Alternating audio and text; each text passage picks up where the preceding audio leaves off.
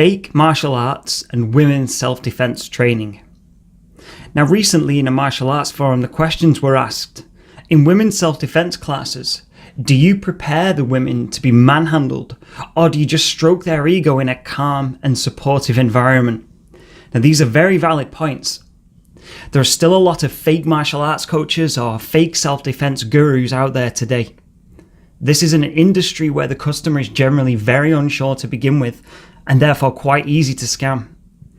The biggest problem here is not just the money being swindled, but the false sense of security towards something extremely dangerous. How to spot fake instructors is really worthy of a podcast of its own, and I will go into more detail in the future. But they are generally always guilty of two things. One, they do not encourage sparring or competition as a way to test and therefore improve your skills. It is surprisingly easy after a small amount of training to appear far more competent than a beginner. So people can be forgiven for thinking they are learning from someone worth paying, someone with more experience than themselves. However, there is a large gulf between first learning movements and then being able to perform those same movements while under pressure. If you are encouraged to never actually test your techniques, you can be fed an endless supply of trash. What you are receiving is heartless yet effective marketing, not good advice. Imagine paying to learn to swim from a coach who has never seen water and keeps you on dry land with them. 2.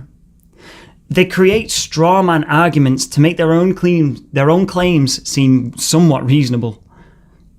By misrepresenting competition as only an ego contest, they can make beginners feel like it is something to avoid long before they would be ready to compete anyway. They'll make an example of particular professional athletes behaving in aggressive ways at press conferences or weigh-ins, citing this as proof of competition somehow eroding the supposed martial arts values. Naturally, they will also take opportunities to show you how they do embody these values, and all without competition ego fighting. They of course fail to mention that professional sport is as much about the performance as it is about the competition. If you were to meet many of these athletes and see that they have families and friends of their own, the charity work that many of them do, you would surely have a different opinion than the one you were sold.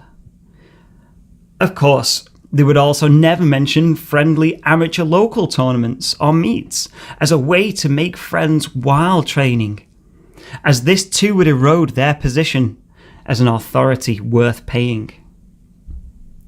So we know that fakes will continue to leech on beginners' wallets while trying to position themselves as some form of authority. But what about genuine training? Let's assume you receive training from a legitimate, experienced coach or team. Even then, the thing is with any training, you don't know how you will react until the fight happens, even with full contact training. Just like with military training, where live ammunition is used and stressful environments are recreated, you still don't know exactly how you will feel until you're actually shot at. Now, in training, nothing will be perfect, and the very nature of a fight is that it's going to be chaotic. But one of the best things we can do as coaches is to get students used to fighting under the effect of adrenaline. So if they are ever attacked, that's not the first time they feel adrenaline put their body in a mode that they have no idea how to use.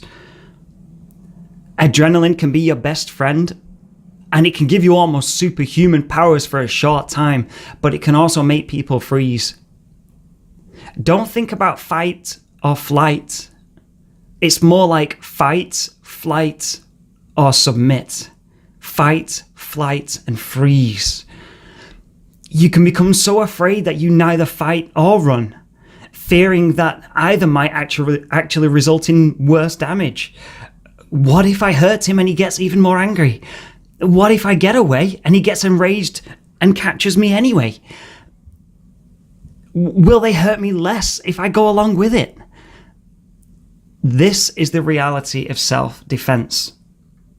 Simply willing to be a peaceful person won't help you when the fight chooses you.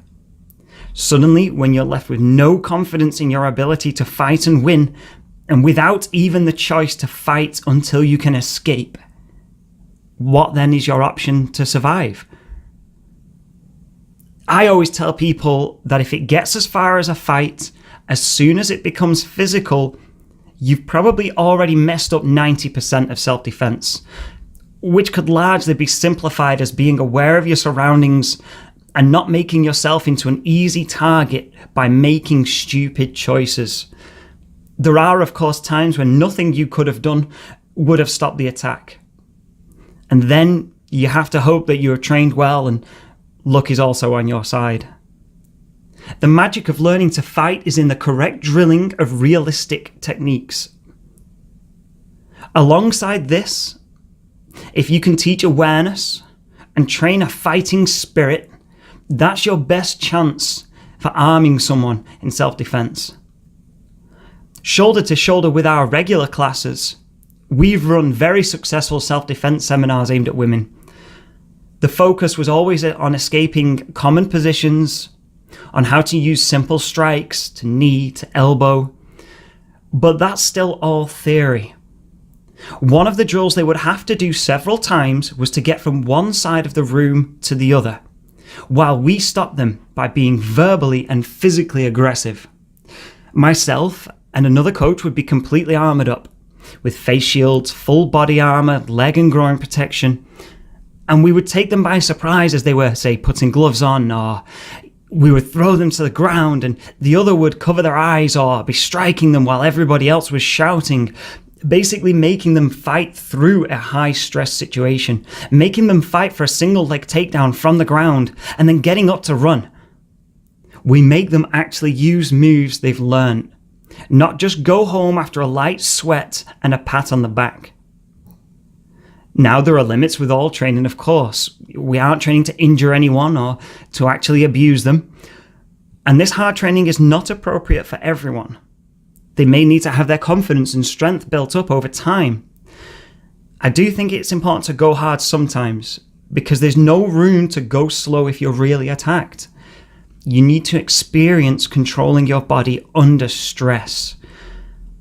The first stage of learning to fight is learning to use your body and learning basic movements. The next stage is to perform those movements under a little resistance. Then, in steps, you increase the pressure. You change the variables. You have your partner fight back in controlled ways. This is sparring. Then as confidence increases, when sparring with your friends and teammates, low-level friendly competition with strangers is the next step. Then onwards from there if you enjoy it or simply want to get better. Competition then is just another form of training, an important one that will speed up your progress. I train men and women with the same method, in that every session we are looking to become better at the techniques we already know and slowly introducing more where appropriate. The whole time we are constantly pursuing greater strength and fitness. Now, no one is ever forced into competition, but the option is there for when they're ready. And I make sure that the importance of training under pressure is known. Now, the only people who absolutely must compete are those who wish to teach.